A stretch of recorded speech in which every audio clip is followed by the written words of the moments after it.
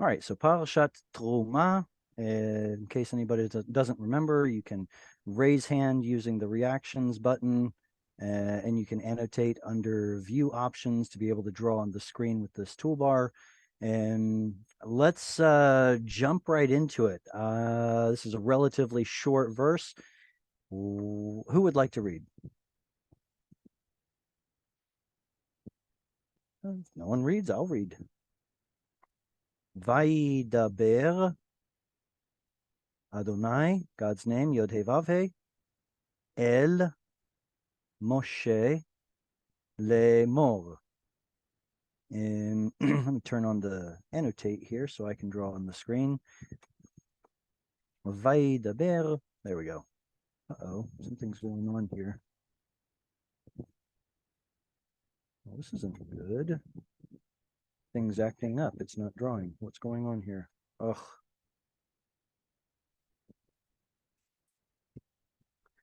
Uh-oh, I don't know what to do. It's not working well. Oh, now it's working well. Well, it's running. It's acting different. Oh, man. All right, so Vaidaber, I'll just use the mouse, has the root Dalet Bet Resh with a Vayikton and a Yod here, which tells us he is the subject. Vaidaber, and he spoke. Who spoke? There's your subject right there, the Lord, Yod He Vav He. To whom did he speak? El, unto Moshe. In Israel, we say Moshe. In the Bible, it's Moshe. If you're in America, it's Moshe with more like an A-Y at the end, but Moshe, that's Moses in the Bible.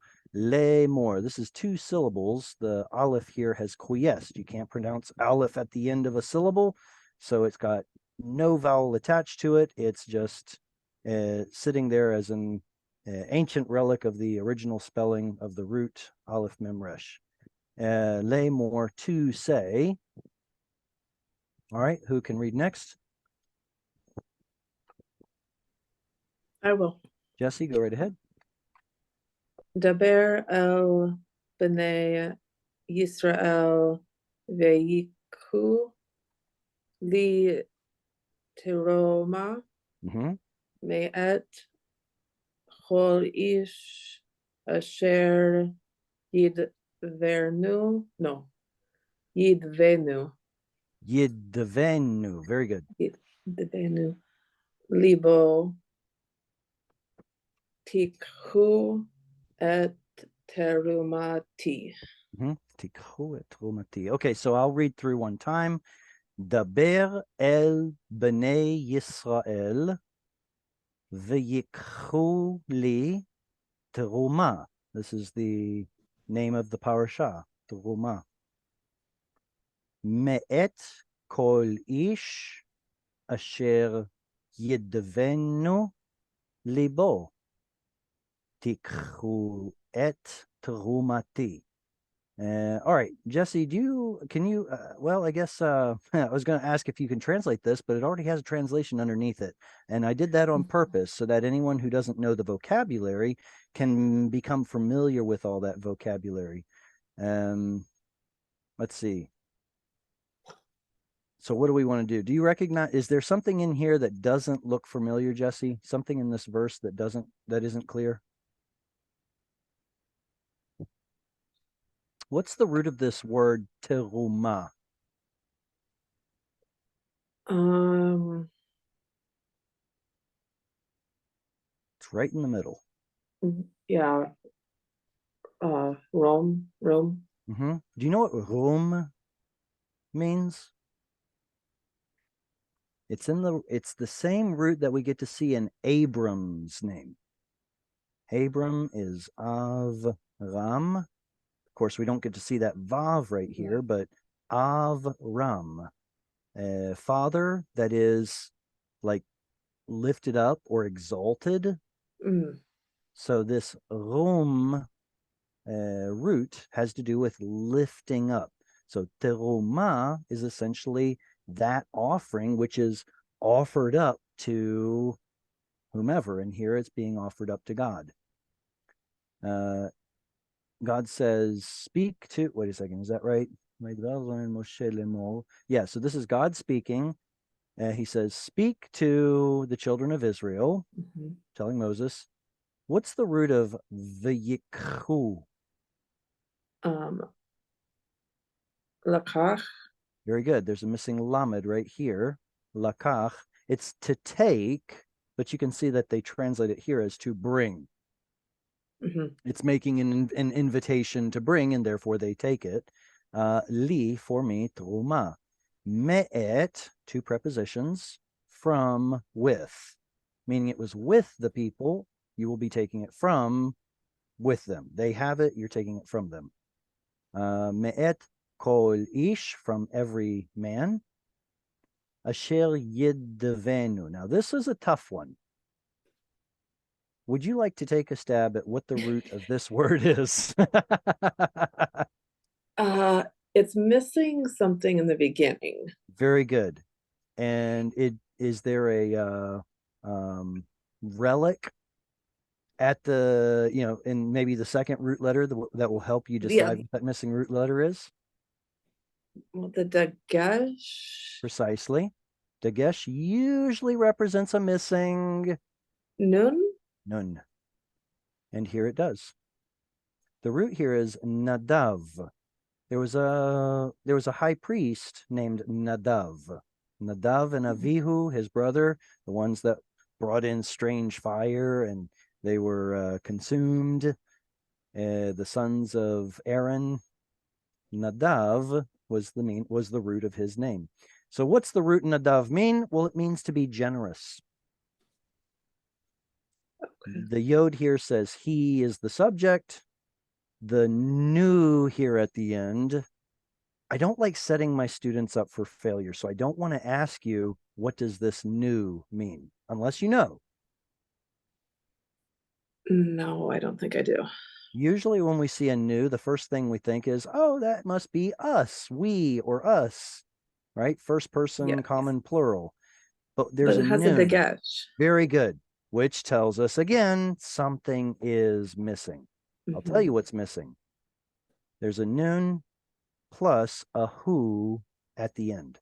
The hu is 3ms, and this nun is curious. The nun is what's called energic nun, and historically it probably meant something like certainly. So put it all together, we would have he will or does certainly make, how do you say this? Is certainly generous, maybe? You can see how they translate it. The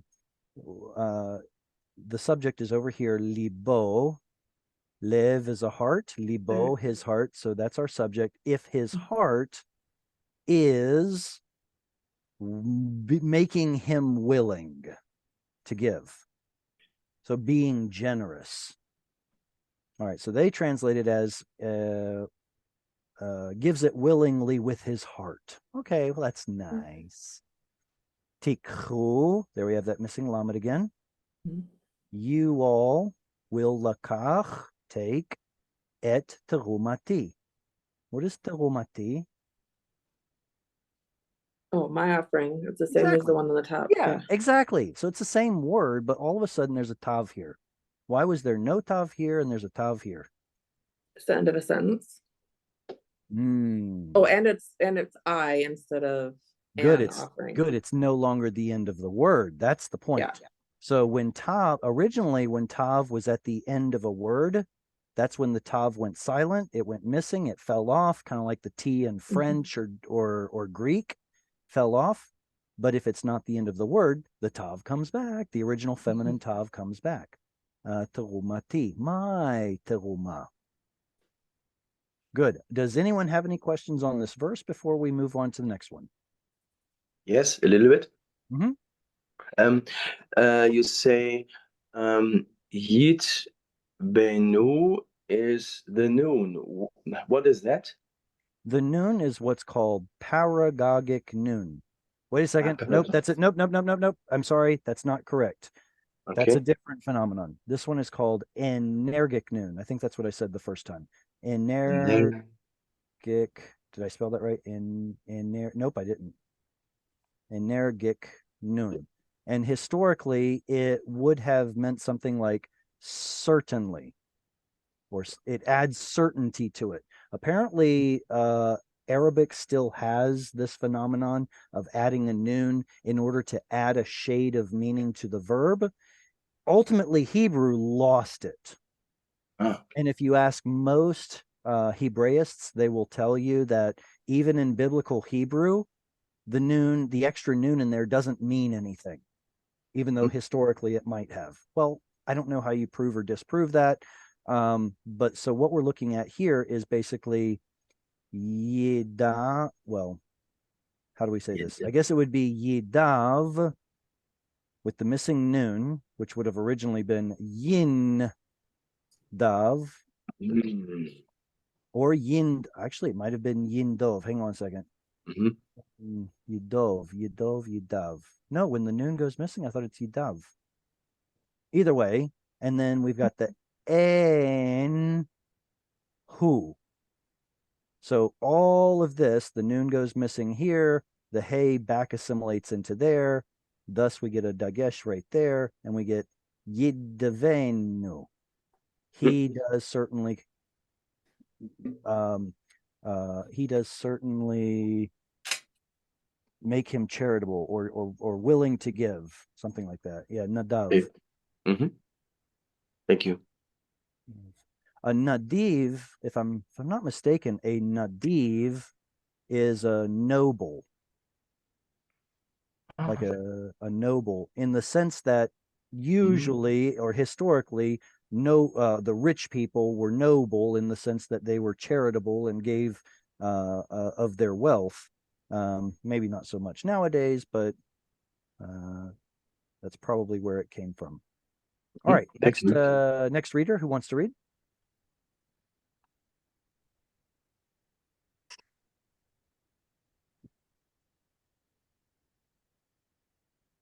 All right, I'll read. Vezot ha-teruma asher tikhu me'itam zahav vachesef unchoshet.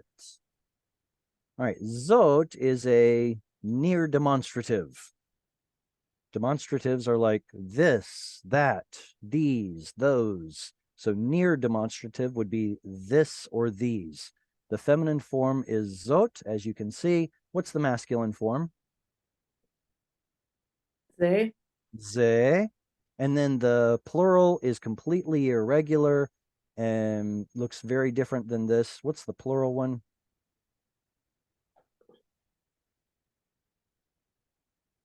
Ele. Ele. Like that. And it means these. It's used for both genders, so we'll call it common plural, whereas these two are singular. This, zot ze, and ele with penultimate stress. Okay, the zot and this, hateruma. Now, when I see those two dots right there, I know I've come to a minor logical break. That is to say, there's a comma here. And because there's a comma, this should be a complete thought, but there's no verb. So what are we going to do? Well, in English, we need a verb. In Hebrew, we don't. So that means we're going to imply it. We're going to supply it because it's implied. Vize is hatruma. And you can see they did that in the translation. And this is the lifted up offering. The ones that the people shall, bring. Asher tells us more information about that Terumah, which that you will take. We saw this in the last one, lakach, that you will take me'itam, from, with them. It was with them, and now you're taking it from them because they're giving it charitably and offering it up. All right, here begins the list. Zahav, yagaz zahavet. Zahav, It's a decent way of remembering the word, right? Okay, so zahav is gold. Vachesef in modern Hebrew, kesef is the word for money in the sense of like bills, notes, currency, tender. But historically, it was silver. That was money. Ooh, nechoshet. Anybody know what nachash means? Snake. Snake. Snake. What does nahash have to do with nechoshet? When he had to make a bronze snake.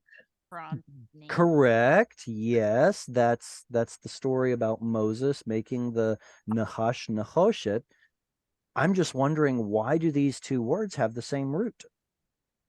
Color. Mhm.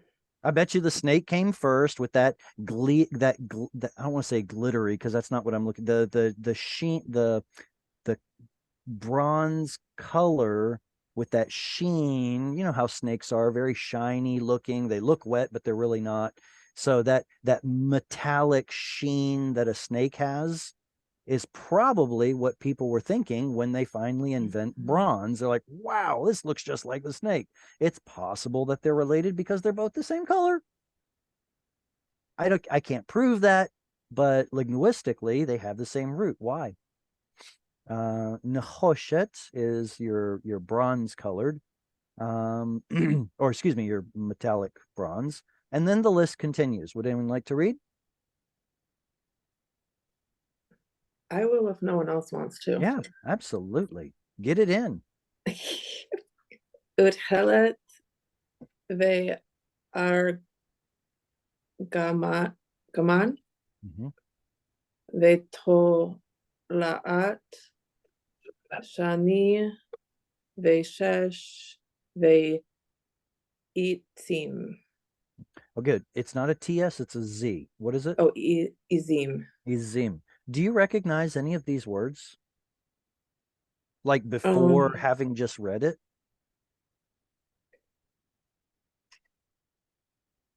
Well, Scarlet. Isn't Shesh 6? Good. So the number 6 is shesh, but it comes from the root shin dalit shin. And we don't get to see the dalit because it's too similar to the shin.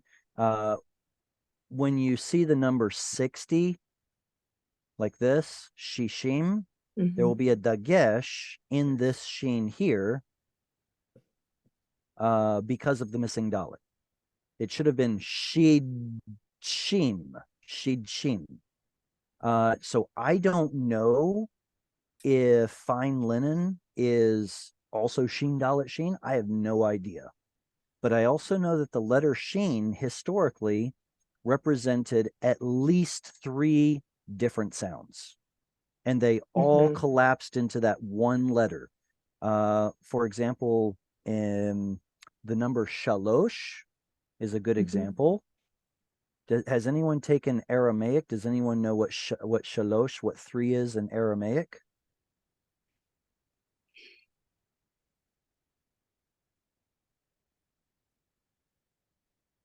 I think it is. I don't know if it's. I don't remember. It's long. I think it's actually shva right here. It's talat, talat, because that th sound, which sheen, that's one of the sounds that sheen originally represented. In Aramaic, it comes across as a tav, but in Hebrew, it comes across as a sheen. Taloth sounds like I have a lisp, but it's because that was a separate, what they call a sibilant, those sounds that are made near the front teeth. There are tons of sibilants in Semitic languages, and Hebrew kind of lost a lot of them. And so all I'm trying to say is sheen could represent a number of different letters, so I have no way of knowing, well, unless I look it up in an etymological dictionary like Klein's dictionary. Maybe they would tell me whether this is related to the number 6. And what's this? Did you already know shani before? Scarlet? I think it was Yeah. in Hebrew B. Very good. Okay, so shani is that scarlet. It does look a lot like sheni. What is the number sheni? T- Two? Yeah. Yeah, it's the second one. Second, yeah. Yeah, and shenit would be the feminine form. Mhm. There's also shnei. What word is shnei? Anybody? How about its absolute form? Shana. Oh, year. Uh-huh. Very good. So there's a lot. Oh, there's also Shayna. There's another similar looking word. What is Shayna?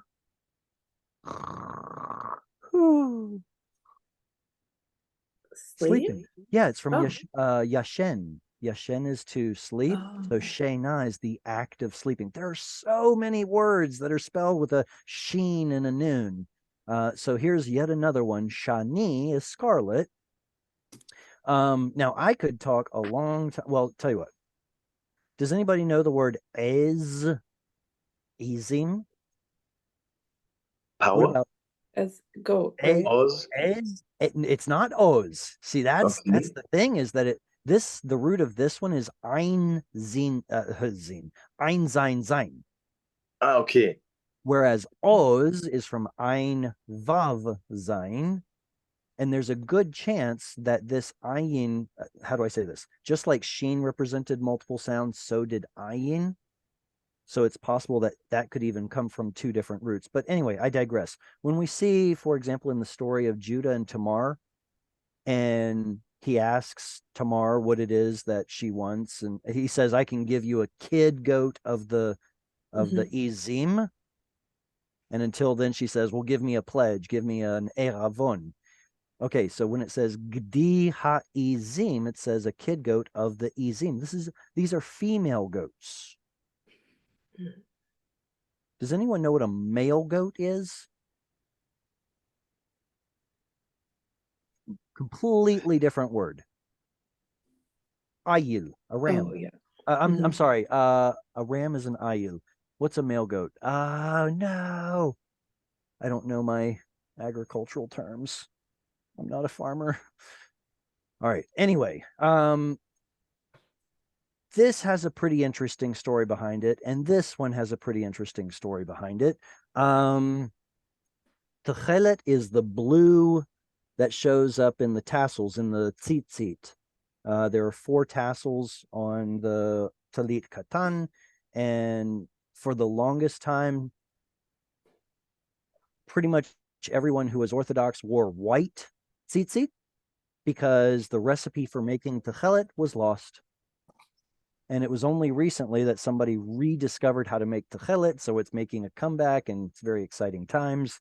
Techelet seems to have been made from 2 different sources, either from the indigo plant or from the it's a sea snail, a mollusk. Which one it is, you're going to have to look it up. I don't remember which one it is, but in Hebrew we call it a chilazon, basically a snail. And if you're poor, you get the plant version, and if you're super rich, then you get the one made out of the sea snails. However, I believe there was a garment that was made entirely of the color techelet, and it was made from plant indigo that was found at Masada, I believe, Masada. And then there was another one found elsewhere, which was made from this really expensive techelet. Guess what? They look the same. The only way that the information that I'm giving you right now is from the Tzitzit Museum in Israel. I believe it's in Jerusalem, just outside of Jerusalem. Very, very fascinating. If you get to Israel, go to the Tzitzit Museum. It's hilarious. Anyway, so they show you those 2 garments, and they look identical. They're thousands of years old, but they look identical. The only way they were able to tell the difference between the 2 has something to do with the process of making techelet. Remember techelet, the recipe for techelet, it was forgotten? Well, that's not entirely true. The recipe for making techelet was found among the Jewish exiles in Babylon.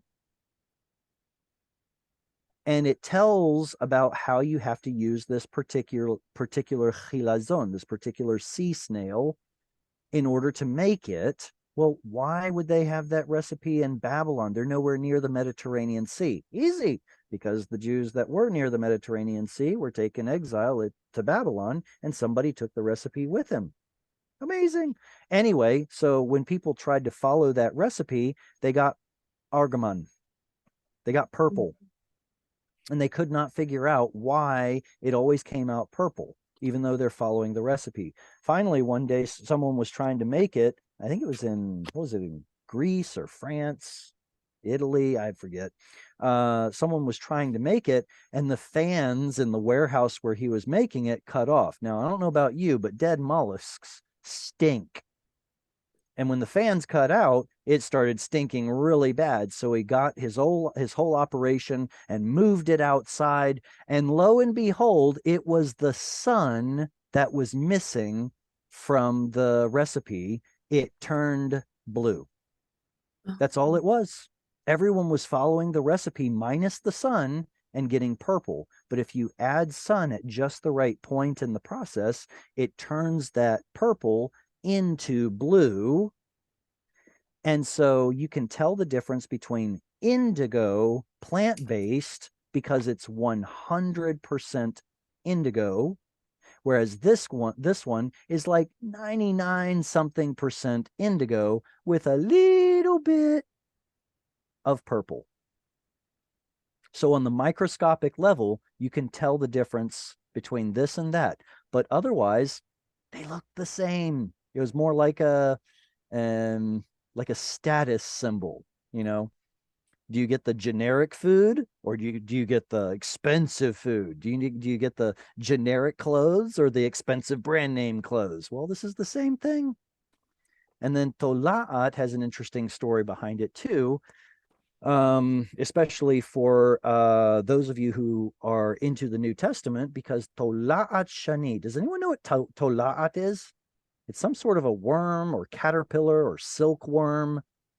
And then Shani is the scarlet, talking about the color red.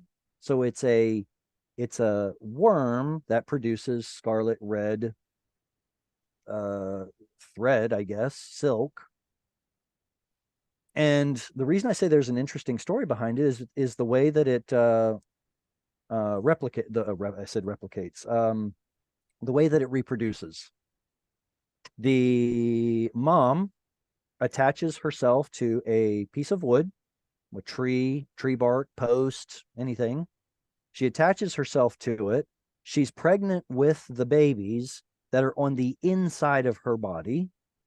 And the babies eat of the sustenance. They eat the mom from the inside out. They bore their way out, killing the mom, but giving the babies sustenance. And in doing so, leaves a big red splotch on the wooden post. And then if that's not enough, a friend of mine told me, what was it, yesterday? She said she was under the impression that after it's been in the sun, it turns completely white.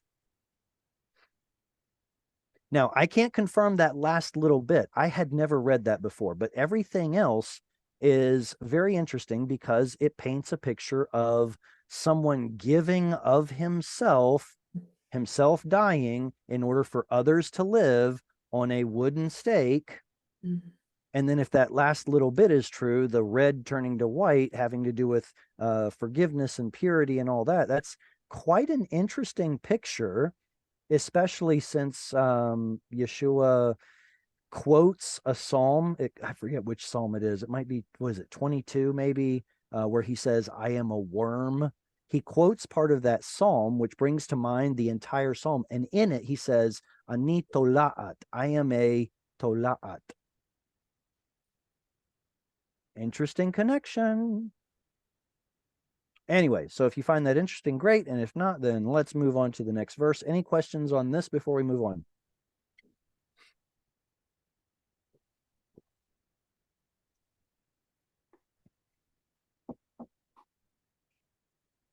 Okay. Who would like to read? If no, excuse me, would anyone besides Jesse like to read? If not, then Jesse gets to read. Go ahead, Jesse. Ve'orot elim me'adamim ve'orot techashayim ve'atze shittim. Mm-hmm. I only have one little pronunciation issue.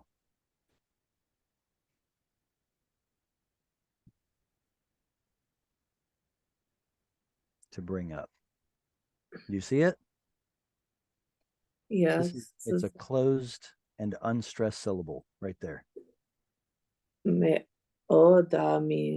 Very good. So when we get to level B, we learn a couple of things. We learn about something called pu'al, and we learn something called participles. All right, so participles in English are basically ing adjectival verbs: running, doing, studying. Pu'al is going to be a passive intensive, and I use the word intensive very loosely. Its active counterpart is called PL, and we know lots of PL verbs. Diber, to speak. Berech, to bless. There are lots of PL verbs. So this is going to be some sort of intensive or intentional, or it's usually not an action that you can do while chewing gum and walking. Its passive counterpart is pu'al, and that's actually what we're looking at here. Participles, almost all of the verbal binyanim have a mem at the front of the participle, except for two, the kal binyan and the nifal. So this here tells us it's a participle, and then the oo vowel in pu'al should have been right here. There's your that's your oo right there, and that's your ah right there. But it's not oo. Why? Because aleph prefers o sounds instead of oo sounds. We know this from words like lavo. Lavo means to come, as opposed to, let me think of another one. La shuv means to return. Why is it oo here and o here? Aleph. Aleph prefers o sounds. So here, what we should have expected was a kibbutz me'udamim. Nevertheless, it said no thank you, and we get kamatz katan instead, representing that oo sound. Me'odamim. Good. What's the root? Adam. Adom, maybe. Red. So it is being made adom. It's being dyed red. Elim me'odamim. Elim is the male small bovines, whether it's rams. Here it's rams. Earlier, I think I said that it was male goats when I should have said, I just remembered, it's a se'ir. Se'ir, oops, no, other side. Se'ir is a male goat. Aha, I remembered. Wait, se'ir.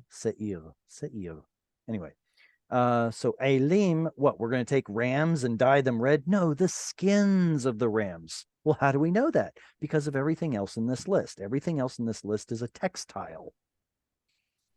Also because it uses the word orot. Or, with an ayin, is skin or hide, like the hide of an animal. Whereas with an aleph, it means something completely different. What does it mean with an aleph?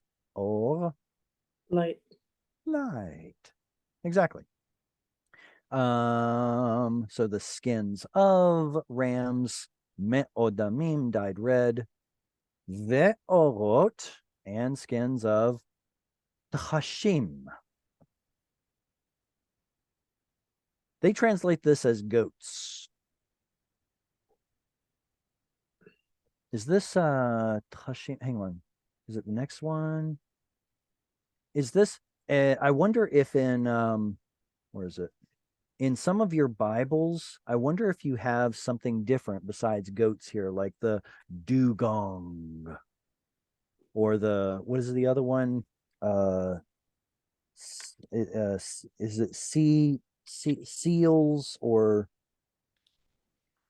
some people I think say dolphins. What Basically, verse are we on? we are in, let's see, 1, 2, 3, 4, 5. Should be verse 5. Let me have a look over here. Exodus 25, verse 5. Yeah, here we go. Exodus 25, verse 5. Dugong skins. Does anybody know what a dugong is? No. Okay, yeah, it's not a very common animal, I guess, anymore. Let me show. Let's see, where do we have NET? What do they have? Aha, fine leather is what the NET has. NASB has porpoise skins. A dugong is like a manatee. A manatee. That's right. It's similar to a manatee. That's right. What else do we have? This one says dolphin skins. So essentially, we're not quite sure what this tahash is. According to, you know what? I'd like to look it up and see if it exists here. Sumake.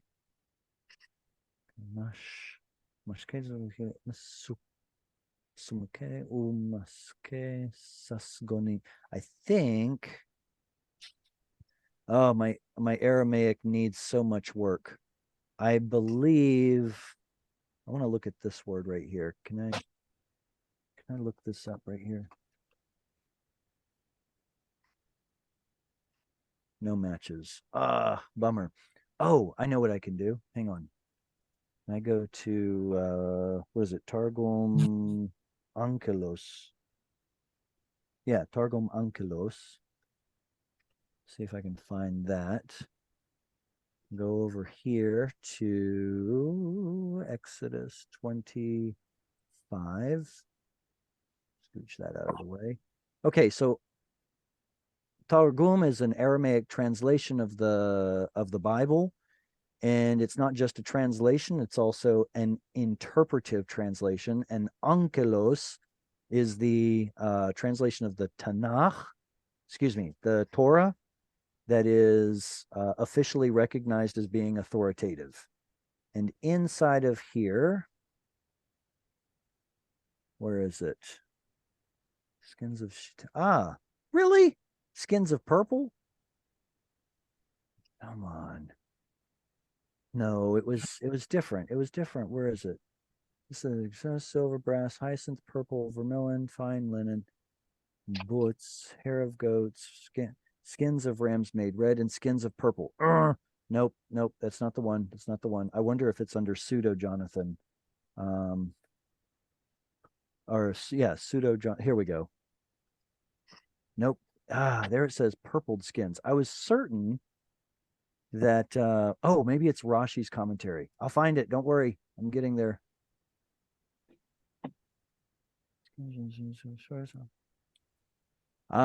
Here we go.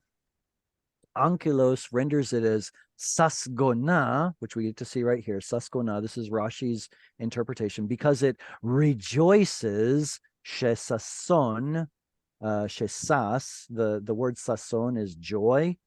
So instead of sasa, he has sasa with a sin instead of samech, and it boasts of its hues gavanim. So gavanim is variegated. So it's like all the different colors. So one who boasts of its colors is Rashi's interpretation of ankylos. So you could think of it as being joy colored. It says that the tachash skin, this was a species of animal that existed only for a time or for a short time and had many colors, gavanim, and he explains how he comes to that conclusion. Something that's like joy colored, something that's multiple colors. A friend of mine said, you know what it sounds like? It sounds like a stingray. He has a wallet made out of stingray leather. He says it's the hardest, it's the toughest leather known to man. And if you don't dye it, it has pigments in it, kind of like a pearl, and it has multiple colors in it. And he actually went out and got his wallet and showed it to me. And it's really really impressive how it has hints of colors in it, just like a pearl does. So I wonder if that's possibly what it was going for. But anyway, so the point being, nobody knows what a tachash is. Nobody knows what animal that is, but we do get to see it in Ezekiel, I think. Let me get back to the original reading. Come on. Oh, no, I missed it. Go back. There we go. And then go back to here. Tachashim. So I want to look up this in the dictionary and show you where all it occurs in the Bible. Some kind of skin or leather, animal hide, perhaps a badger or dugong, dolphin, sheep, means nobody knows. And in Ezekiel, I think it was here, covered you with silk. Here it is. In Ezekiel, it's talking about God is talking to Israel about how he provided for them in the wilderness. He says, I dressed you with embroidered work and I shod you with dugong. Now, shod means you know to give as shoes. So that's why they can imply the word sandals here.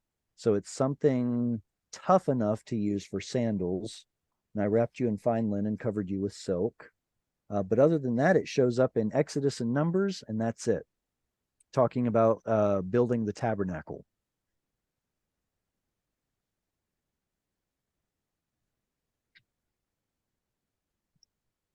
And then acacia wood, atzei shittim, from eitzim, and a certain kind of tree, the shittim.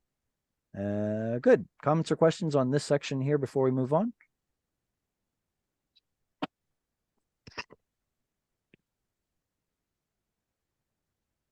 All right, who's up next for reading?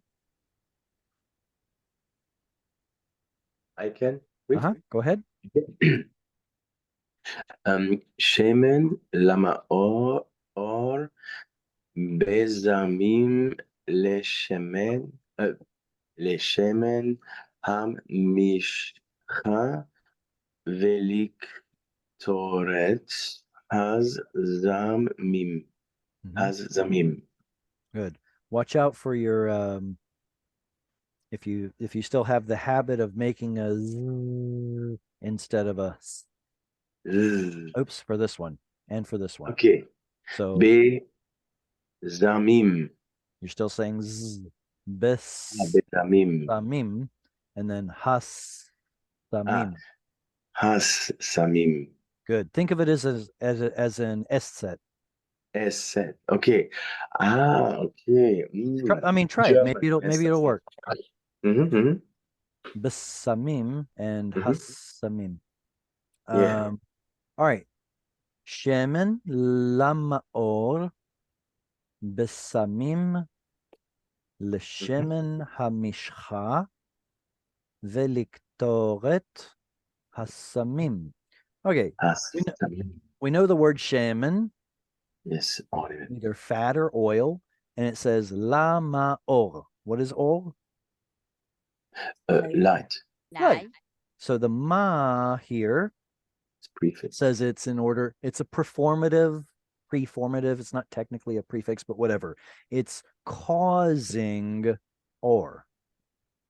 So it's for illumination. It's for making or, for making light. So because it's shemen that's for lighting, we know to translate it as oil. specifically olive oil.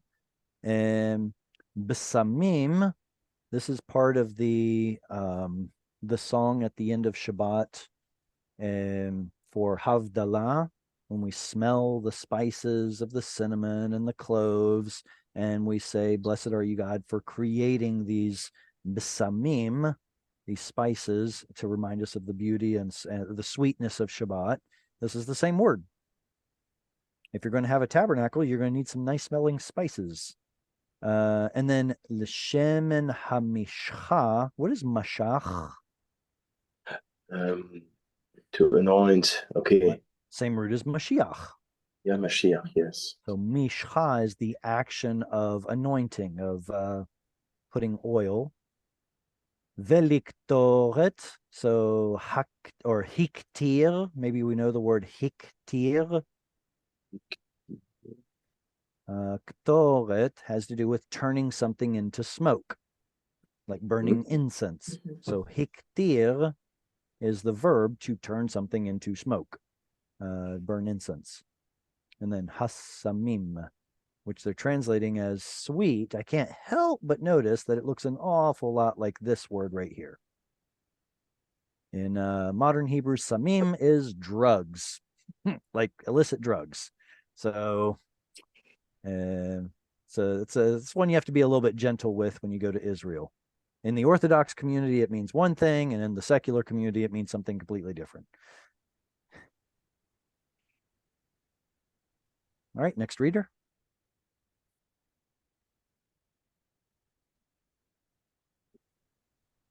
Well, don't fight over it. Who's going to do it? I'll do it. Yeah, the first one that jumps at it gets it. Come on, let's go. All right, go ahead. Avnei Shoham. Very good. Ve'av Shoham. Shoham. Ve'avnei Meluim. La'ephod. Ve'lachoshen. Very good. Short verse, but there's a lot of words there that we probably don't know. What are avnei? Stones. Yeah, from Evan. What gender is the word Evan? Oh, Masculine. yeah, because it's irregular. I'm Of asking Evan. because it's irregular. Yeah. Yes, it's Right. feminine. Yeah. So it's feminine plural. Evan is feminine. Avanim is the plural. Avnei shoham. No, neither do I know what shoham is, nor do I know what onyx is. But I have someone in my family who's a gemologist. He could probably tell me, but I don't know. Ve'avnei, and stones of miluim. Oh, sorry, miluim with an aleph. Do we know the root of this word? Malay. Malay. Exactly. Stones for filling, like setting stones. Exactly. Cool. So maybe it's referring to the setting for the stone, and then you put it into the miluim and then crimp it down. La ephod. What is an ephod? Chest plate. Exactly. It's that that vest, if you will, that has the 12 stones on it. Okay. Velachoshen. Now this is probably the bit that holds the I believe this is the bit that holds the umim and the tumim, but it's something else that's worn on the chest, the hoshen.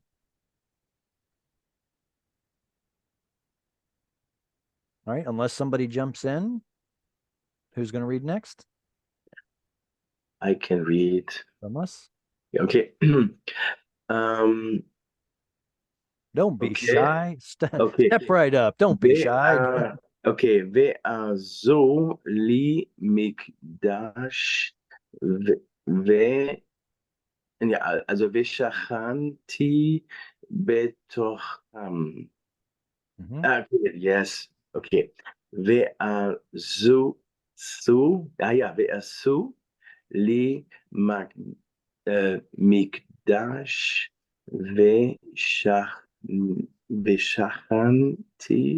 ושכנתי Mhm. בתוכם. Very good.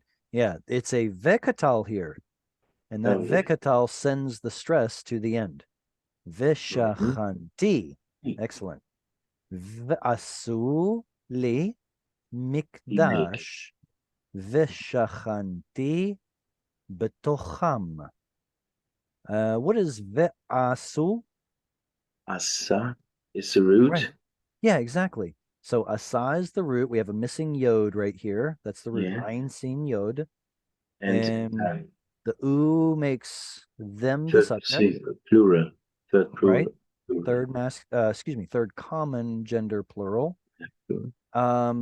Is this a vekatal vav? Is it turning it into an incompleted verb? Well, did they already do it? No. Yeah. So it doesn't make sense. They haven't made the mikdash yet. So this has to be a vekatal, which means, sorry, I don't think I'm very good at both writing and thinking and speaking all at the same time. Vekatal is putting it into the incompleted, usually future. So, and they will make, and you can see that it translates it as let them make. And they will make li, to or for me, mikdash. So what's the root? Mikdash? Kodesh? Kodesh or kadosh, Yeah, holy, kadosh. sanctified, set apart, consecrated. And then the mi'ah is usually some sort of tangible tool or instrument or place, location related to the root. Yeah. And so the mikdash is the sanctuary, the holy place. Vishachanti, this is God speaking. Vishachanti. Well, what's Shechen, yeah, dwelling. yeah, Shechen, like dwelling. the Shekinah glory. How do you Yeah. spell it in English? I don't know how to spell it in English, but Okay. probably Shekinah. People think that Shekinah means glory because they say Shekinah glory. It doesn't. Shekinah means presence. Shechan. Okay. Shechin is to be present, like dwelling. In modern Hebrew, a shachen is your neighbor, the one that lives next door to you. Yeah, you go knock on the door of your shachen to borrow some eggs if you run out. Vishachanti, and I will dwell, or the purpose, and so that I might dwell, betocham. What's the root of this word? Betoch. Betoch is in the midst, also kontach, toch. Yes. So we don't really think about it much. Be is in, betoch is in. There's no difference. No, the root tav, vav, kaf, either tevech or toch, has to do with being in between things. So be toch is in the midst of. So it's really, I mean, it's a beautiful picture that God wants to dwell in the midst of them, their people. That's the ultimate goal. Remember, that's the way it was in the Garden of Eden. That's the way it's going to go back to in the end times with the messianic redemption. And right now we're just in the Zwischenzeit. We're in the interim. We're waiting to get back to paradise. But this is the whole goal. I think this is the whole goal of the Bible. God trying to get back to dwelling among his people. The only problem is his people are sinful. So you got to have some sort of ceremony there to sanctify or cleanse the people. And that's what the purpose of the temple was. It's a way to come close to God. Oh, it's a good long verse here. Who's up next to read? Kechol asher ani moreh otcha et tavnit hamishkan ve'et tavnit kol kelav vechen ta'asu. Kenta asu. Shout out to, hold on a second. Shout out to Adam. Thank you for mentioning there. The Tayish is the male goat. I appreciate that. The Seir is some other kind of goat. But I appreciate that. Yeah, Tayish. It's in the chat if anyone wants to check that out. Let me read through one time. Kechol asher ani mar'e otcha et tavnit hamishkan ve'et tavnit kol kelav vechen ta'asu. What is ke?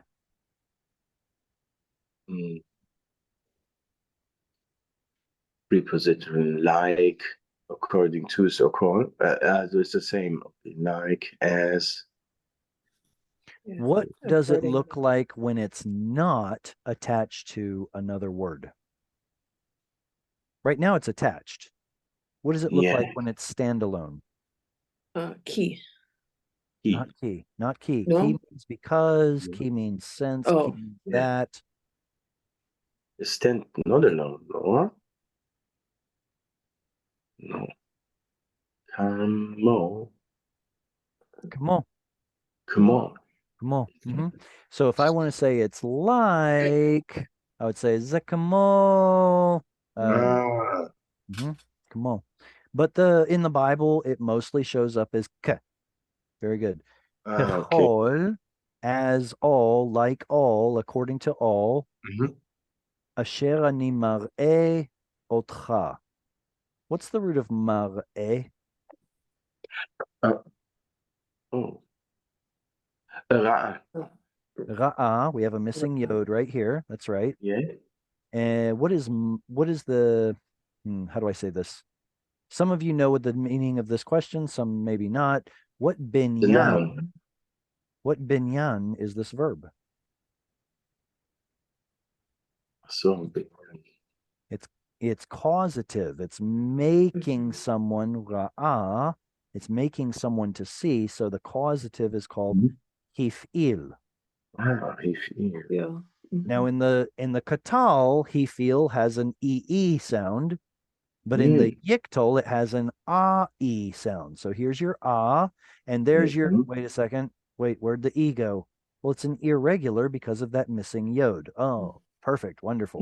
It's okay. Hifil will almost always have a patach under that prefix letter. So that's a great way to find a hifil. So mar'e, wait, there's a mem there.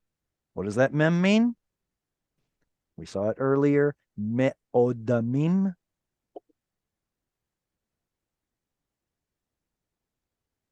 Participle, which is ing. Oh. So this would be I am causing to see, or I am showing otcha, et you.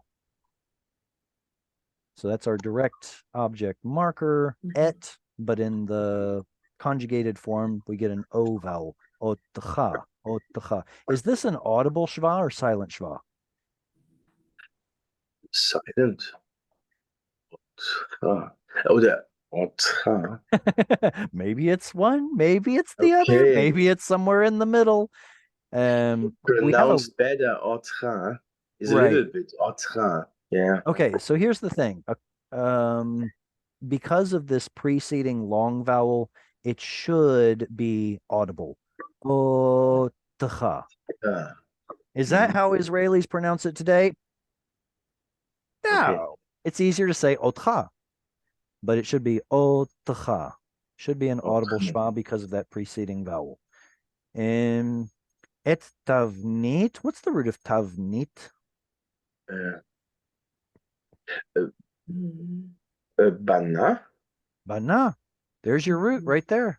Yeah, I think. Bet nun yod. Because bana he built, bana, Yeah. has a missing yod. Mm-hmm. All you get is a vowel on the end. That's not a consonant letter. Mm-hmm. There's your missing letter. Oh, it graced us with its presence. So the pattern or the thing which shows what to build, the Mm-hmm. tavnit, hamishkan, the pattern of the place of shachen, kind of like mikdash or migdal or mishkan. They're all the same pattern. Mm-hmm. It's the place, the tangible place where this happens. The etavnit and the pattern of kol kelav. This is in construct form with a pronominal suffix. What's the absolute form? Paul. Not this. Over here. Oh, yes. Yeah. Oh. Oh. Kili. Kli. Excellent. Yeah. Kli. Oh, Kli. cool. Kli like this. Hey, cool. Okay, now here's a really hard one. What is it in pausal form? I don't know what that is. Kila. Kalev. It would be Kaylee. Kili. Kaylee. Let's see. I think it would get a Seare right here. Kaylee. Kaylee. But that's going to be in Kaylee. pausal form. Usually it's Kli. Mm-hmm. Okay, now we're going to go one more. How do you put it in the construct plural? Construct plural. Tools of or instruments of.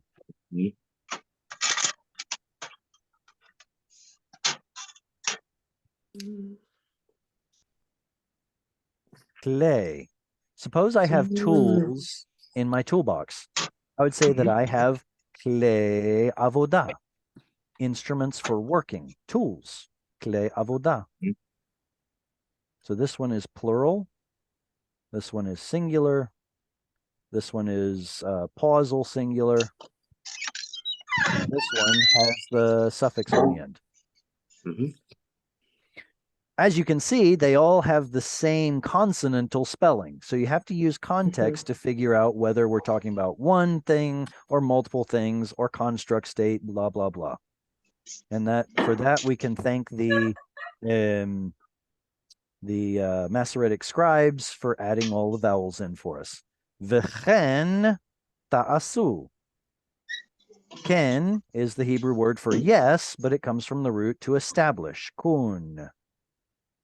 To establish. So, and established, and thus, ta'asun, you all, or ta'asu, you all will do or make. Okay, comments, questions on this before we move to the next one?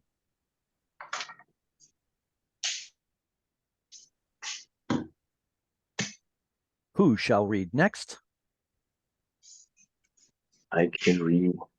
Excellent. Okay. ועשו ארון עצי שיטים עם 200, also עם 200, yes, וחצי ארכו ואמה וחצי רך בו ואמה וחצי. Yes, okay. Komato. Very good. Komato. Komato. Why did I put a box around these two groups of letters?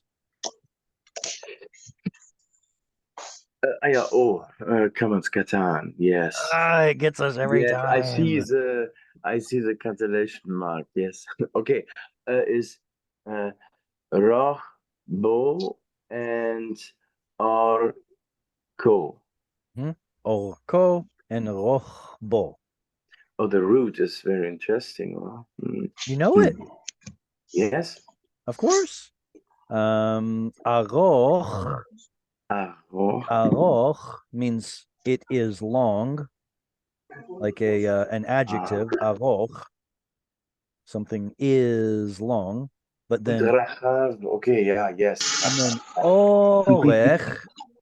orech turns it into a noun. Yeah. And Rachav, also Rachav is yes, okay.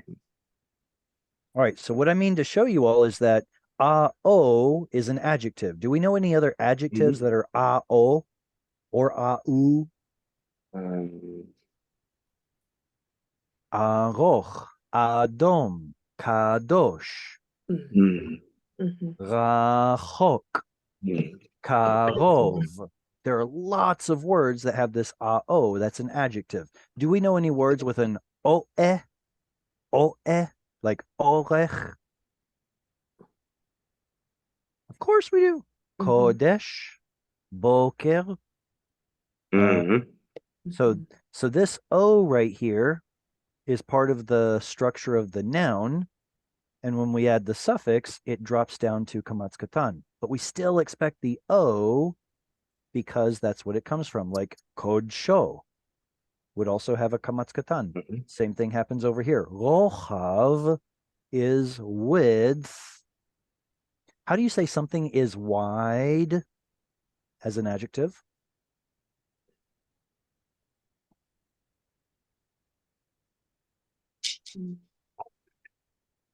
This plus this equals the root of this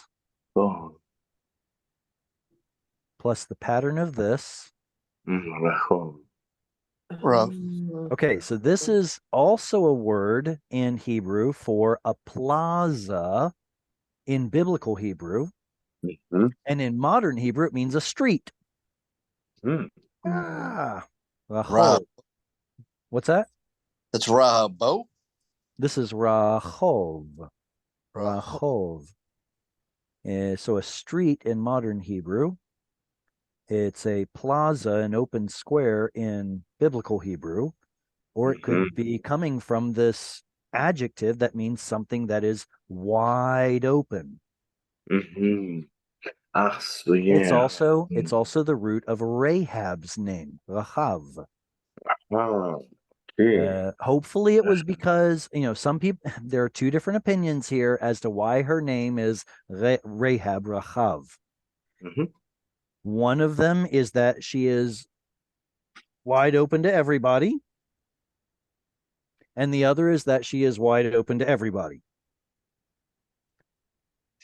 Either as an innkeeper, one who is always accepting of guests and people who are coming along the way, and the other one that she is promiscuous. Yeah. So I kind of want to tend towards the first explanation simply because was it Joshua? No, who's the one who married her? Not Joshua. Caleb. Wasn't it Caleb who married Rahab? I think so. I don't know. Double check me. Isn't Rahab the great grandmother of Boaz?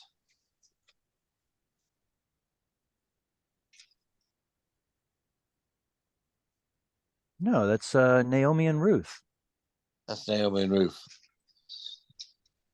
Caleb. No. You know what? Caleb is Judah, isn't he? Yes. You know what? You might be right. All right. At any rate, so we've got a lot of vachetzi.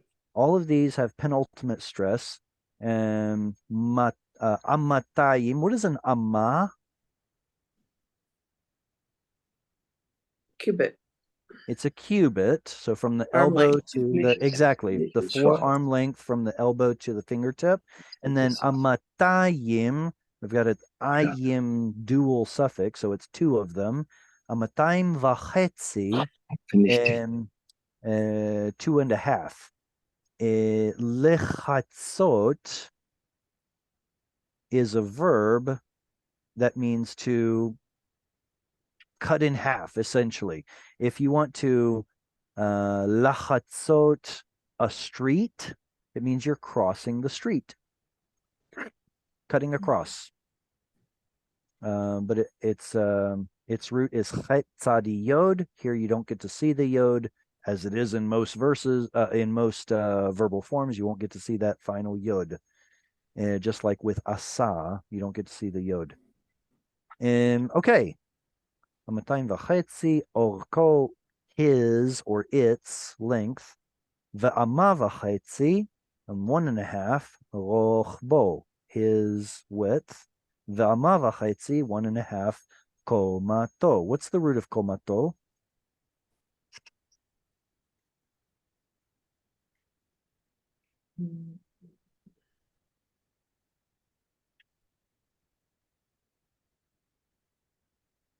Kum. There's your feminine tav. Kum.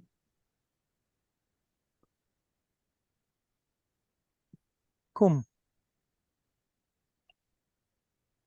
You'll find that O vowels and U vowels go back and forth quite a bit, like we saw earlier with pu, all verbs, turning into a kamatz katan O whenever an aleph shows up.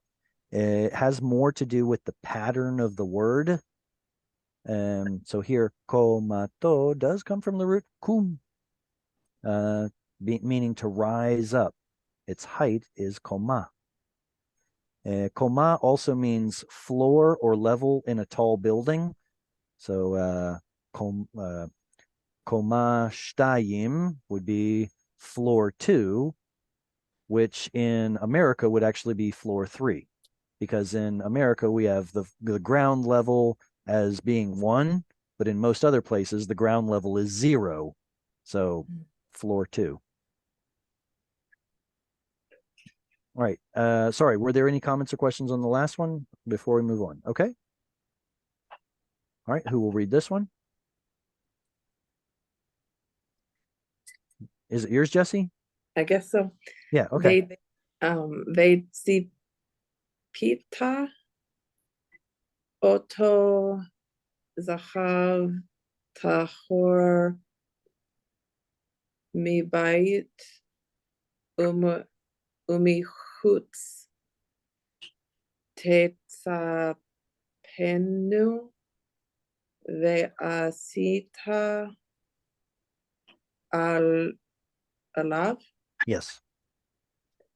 zer zahav saviv. Excellent. And put the stress on the end because it's a vekatal. Vetsi pita. Good. Vetsipita. This is a this is a word that gave me a little bit of trouble when I was studying modern Hebrew. It means so many different things. It can mean tzafa, litzpot is to watch something. Litzapot is to expect something.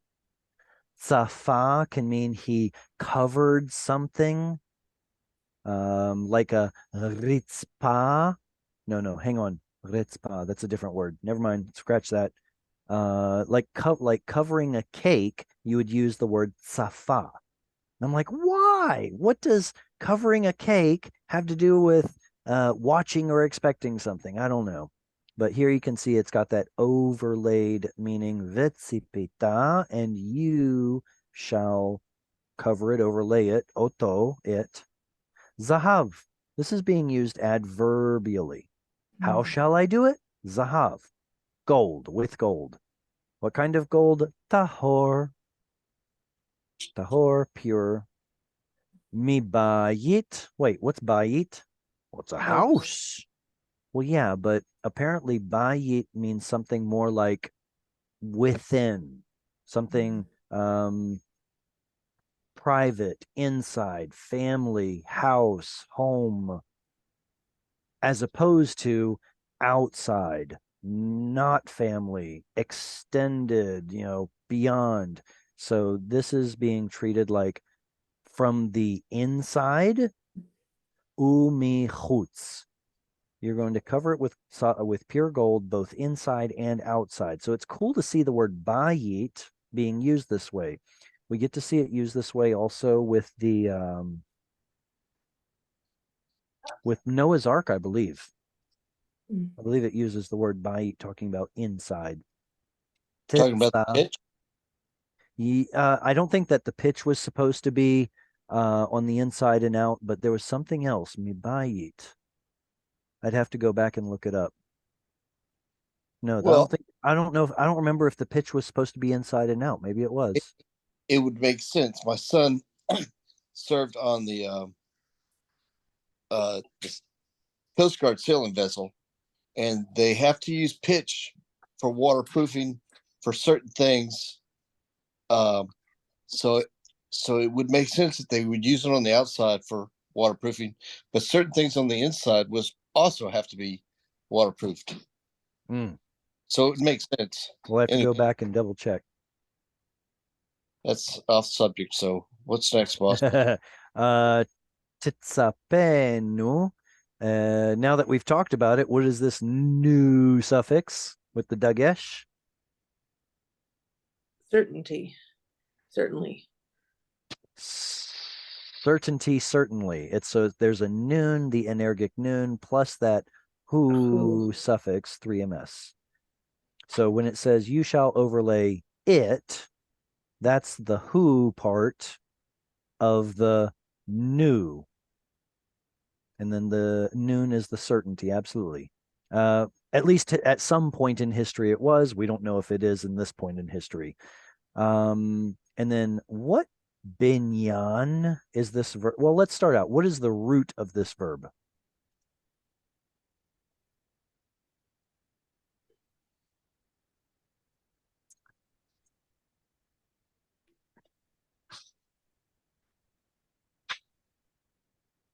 So the new, we've already explained that bit. Does it have a yiktol prefix? No, Mm-mm. You shall. What is you shall? That's tav. Mm-hmm. So that means we're only working with 2 letters here. Zadi and the pay.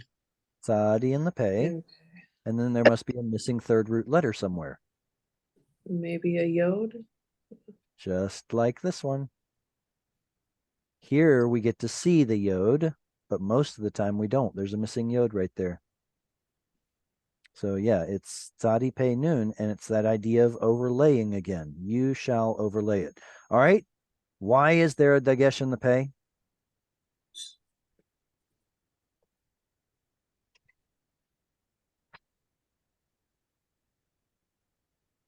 Why is there a dagesh in this pei?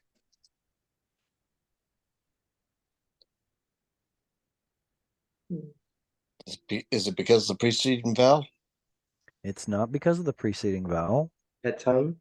Pattern. But The doubling the dagesh. it is a doubling dagesh, absolutely. And why is there a doubling dagesh there? It's a strong letter. I forgot what it. The bear. Why is there a strong dagesh here? Mm, The bar. Mm.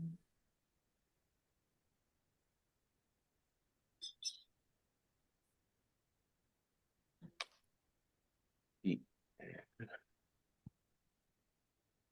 Okay, do we know this word? PL? Hmm? What is PL? It's a verbal category. Remember, there are 7 different categories of verbs, and one of them is PL. PL is supposed to have a dagesh in it. So it is a doubling dagesh, but it's because it's a PL. Now, in the katal form, like here we see a vekatal, there's our E of the PL. And our tsere is a, wait a second, why isn't that a tsere? Isn't it supposed to be E-E? What happened here? Well, this vowel actually changes quite a bit. Think about even the word diber. If he spoke, we say diber. How do you say I spoke? Dibarti. Very good. Dibarti. Dibarti. Yeah. Dibarti, like this, with a strong dagesh there. So Here, the vowel is now a patach. So this vowel is not nearly as important for diagnosing the verb, what binyan it is. The chirik is important, and that doubling dagesh is extremely important to tell us it's a PL. Now, what's happening in this verb is the third root letter is a yod. So it actually pulls that vowel into a full chirik. It's okay. That second vowel is not terribly important. Don't worry about it. But here, yeah, it's being pulled into a chirik because of that yod. Tzipita. In the yiktol form, your yiktol prefix letter gets shva in PL, and it gets a patach under the first root letter, and then that doubling dagesh is in the second root letter. So these are the three things you're looking for in a yiktol PL. Mm. There's your yiktol prefix letter. Mm. All right, so you shall surely overlay it. Ve'asita, and you shall make asa. There we get to see the yod. Wahoo! Alav, upon him or it. Why is there a yod stuck in there?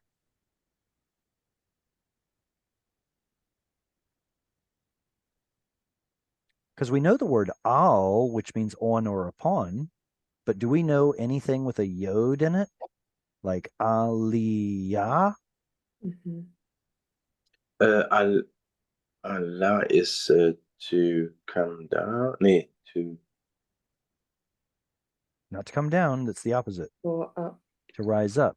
So to Allah is to ascend or go up, and it has a missing yod here. There the yod shows up, and when you add a suffix on the word al, the original yod shows up there too. It's the same root. Al means up. So on, above, yeah. on or above him, it. Here we get the word zer. I don't have much to say about zer. I'm sorry. A molding. Zahav saviv, of gold. Zer zahav. Saviv, from the root savav, to go around. When I see the word zer like this, it actually makes me think of zar, like something that's foreign or strange, but I don't think that's the root. It's probably something more like zain yod resh or zain vav resh, something like that. Almost like the word ger comes from the root gur, Born right? to live. Ger is a sojourner. Ah, Gur is the verb, to sojourn or to dwell. So I'm Torah. wondering if zer is the same pattern. So I wonder if it comes from either zir or zur. Mhm. And we talk about the gold that's wrapped in the chest. The gold, yeah, this is on, this was talking about the ark. Yeah. Mhm. So the ark is supposed to be these dimensions, and it's supposed to be overlaid with gold all around, inside and out. Yes, this is talking about the Ark of the Covenant.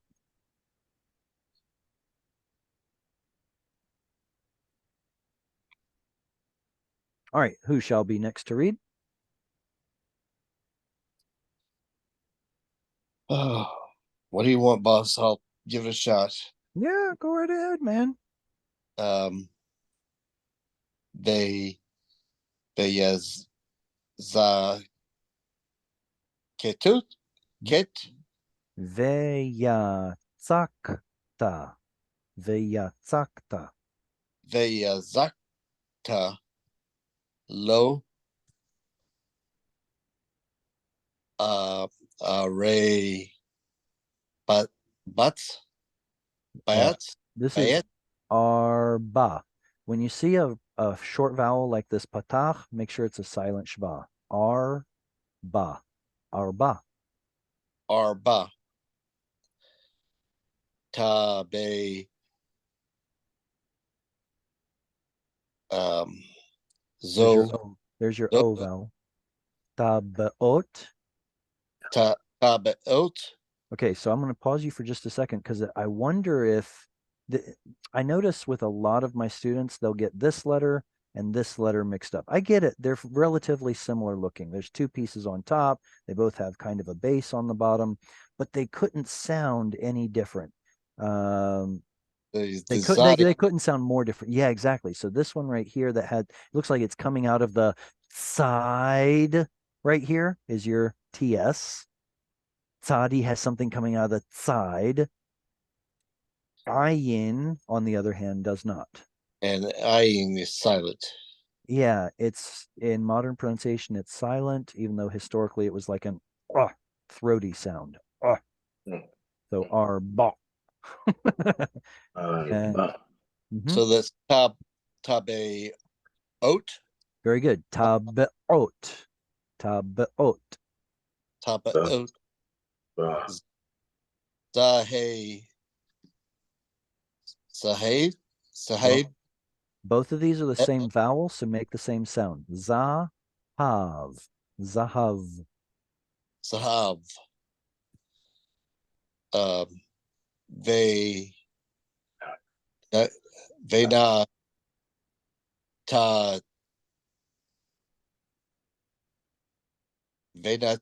ti ha. Ta, exactly. Venata ta. Vanata ta.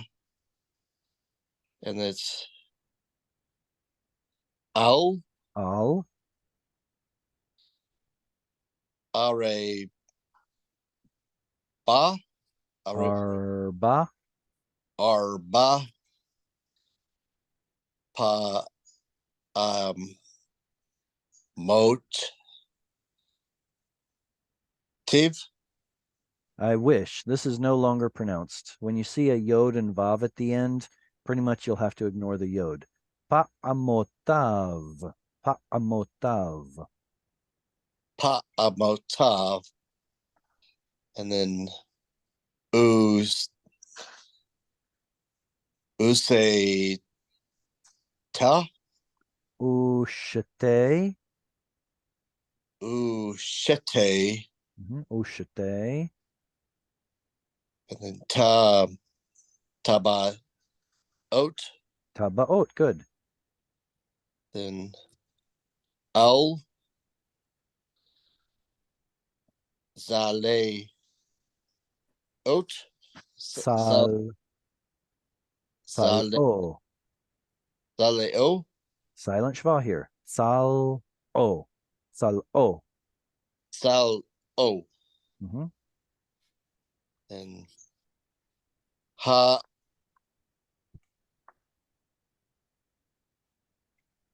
ta ta ha Hot. ha a hot. Mm-hmm. So yeah, I was doing that het as a double of the tet of the ta, but I shouldn't have. Okay. Okay. O'Shea ta.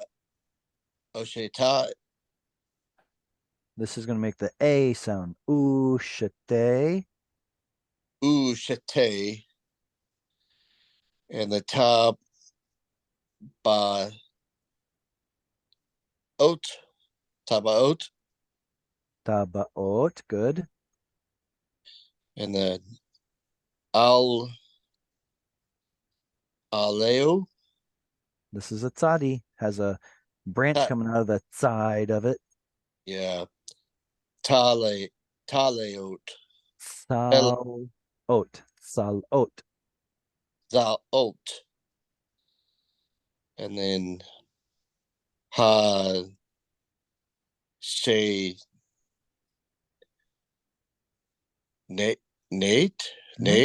Hashenit. Hashenit. Hashenit.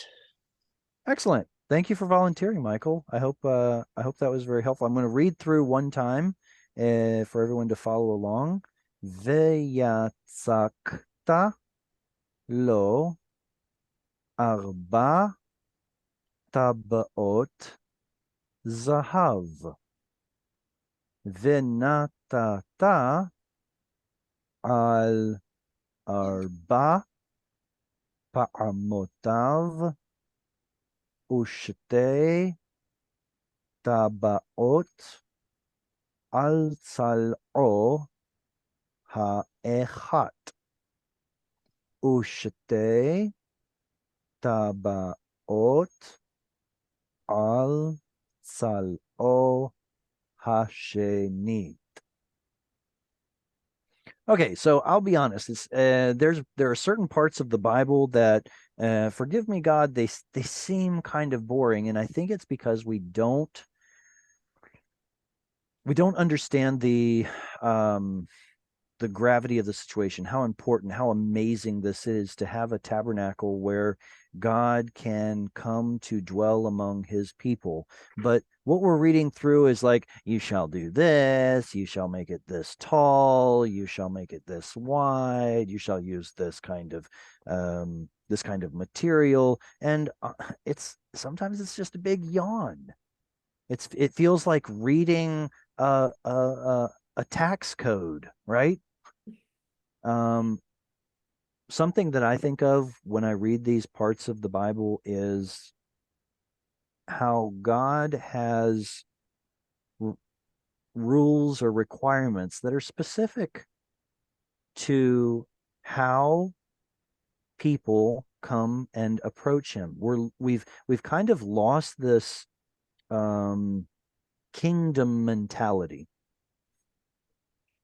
This kingdom mentality where the king is the one who defines what is good and right and appropriate, and we need to we need to imitate him in all things in our life. So the king has very specific requirements for us, and we need to get to know the king to know what he likes, what is appropriate. Think about some of the things that David killed a man for.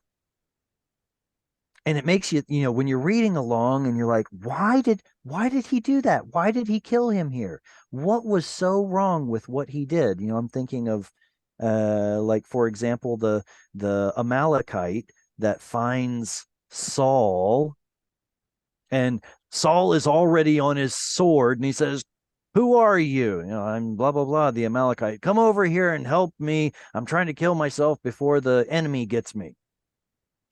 The king is asking for help to kill himself so that he doesn't end up in the hands of the enemy. Then the Amalekite comes and tells David all about it. Oh, yeah, absolutely. I helped. The king wanted me to kill him. And David's like, what? It's like, no, he was the king and he wanted me to do it. What are you so upset about? And kills the Amalekite. Same thing for the guy who kills Jonathan. Who else was it? No, there were some other reasons why he did that. But anyway, we've lost the kingdom mentality where all eyes are on the king. We're all kind of doing our own thing. It's just between me and God or me and Jesus. We got things figured out. No, there is a kingdom mentality that we need to tune into, and there are very specific requirements, and we've almost lost them all. Anyway, maybe I'm kind of trailing away a little bit here. From a physics standpoint, we lost the wonderment of the fact that the building of the ark and the box that goes inside the ark, if you don't know about it, you don't realize they just built a capacitor that's going to collect energy in the first place. But that's a whole nother topic altogether. That would be the reason why, if that's the case and it's full of a charge built into it, when the guy reached out to steady it on the cart, he got shocked by a volt of energy coming. Right. When Uzzah reached out to steady the cart because the oxen tripped. Well, there's a reason why they had to put the saves and carry it with the poles. Mm-hmm. But if you don't know anything about the physics of it, you don't realize they have a super capacitor. Uzzah was definitely surprised. Anyways, All right. thank All right, you for your we're out of Oh. time. Thank you all so much for coming and learning Hebrew through the Torah portion. If you really like these videos, please consider supporting. And I look forward to seeing you all next week. Until then, lehitraot v'shalom. Thank you, sir. Lehitraot.